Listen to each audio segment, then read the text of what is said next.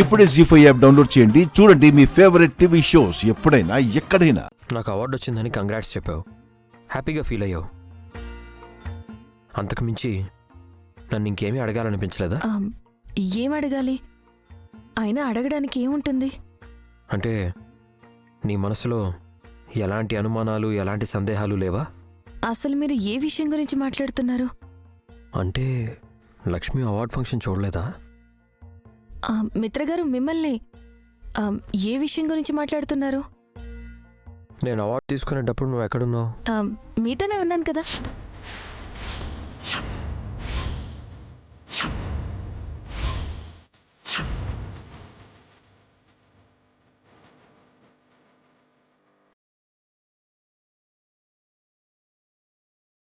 నాతో ఉండడం ఏంటి?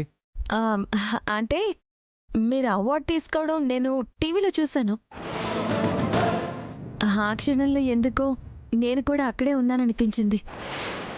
నువ్వు టీవీలో ప్రోగ్రాం చూస్తుంటే ఖచ్చితంగా ఒక విషయం గురించి అడగాలి. అదే దేని గురించి? ఆ అవార్డ్ ఫంక్షన్లో ఒక అమ్మాయి నేరుగా తనే నా భార్య అని చెప్పింది. నేనే తన భర్తని అని ప్రపంచం మొత్తం చూస్తుండగా చెప్పింది. అసలు ఆ విషయం గురించి నువ్వు ఒక్క మాట కూడా అడగలేదేంటి?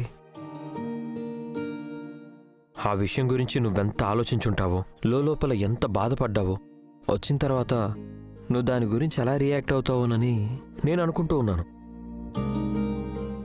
కానీ నీలో ఆ విషయం గురించి కొంచెం కూడా స్పందన లేదేంటి?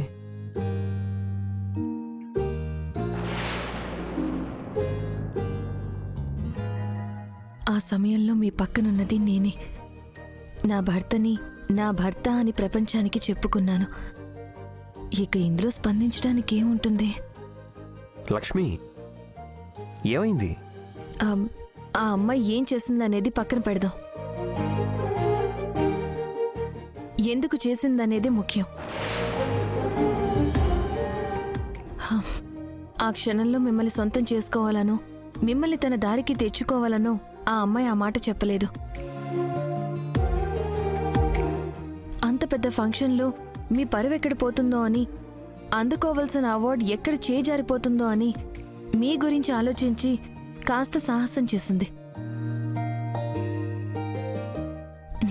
నిజానికి ఆ సాహసాన్ని మెచ్చుకోవాలి, కానీ సందేహపడకూడదు.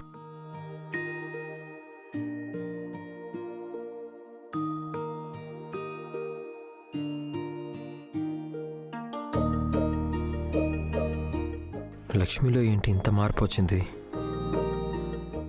నాకు మనిషికి మధ్య ప్రేమ వ్యవహారం ఉందని తెలిసి ఒక పెద్ద ప్రళయమే సృష్టించింది. అలాంటిది భాగ్యలక్ష్మి మిత్ర నా భర్త అని చెప్పినప్పుడు లక్ష్మికి భాగ్యలక్ష్మి మీద ఎంతో కొంత కోపం వచ్చి ఉండాలి. కానీ అలాంటిది ఏం లేదంటే ఏంటి ఇంత మార్పు? జీ5 యాప్ డౌన్లోడ్ చేసి అన్ని ఎపిసోడ్స్ పూర్తి ఉచితంగా చూడండి.